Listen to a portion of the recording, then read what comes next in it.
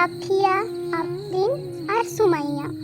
বয়সে ছোট হলেও তাদের হৃদয় ছিল আলোয় ভরা। প্রতিদিন মাদ্রাসায় যেত, নামাজ পড়তো আর আল্লাহকে ভালোবাসতো মনের গভীর থেকে।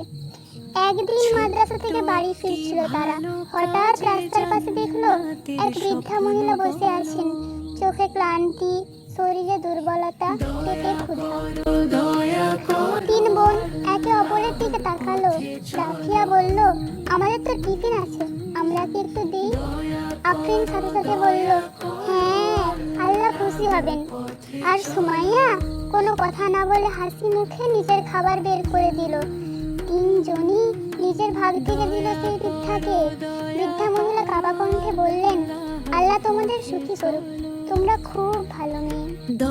সেই দোয়া আকাশ ছুঁয়ে গেল। বাড়ি ফিরে মাকে সব বলল তারা। মা শুনে চোখ ভিজে গেল। আদর করে বললেন, যে মানুষ অন্যকে সাহায্য করে আল্লাহ তাকে অনেক ভালোবাসেন। সেই দিন থেকে তিন বোন আরো বেশি চেষ্টা করতে লাগলো, নামাজ পড়া, মিথ্যা না বলা আর গরিবদের সাহায্য করা। ছোট্ট একটি কাজ, কিন্তু আল্লাহর কাছে তার মূল্য অনেক বড়।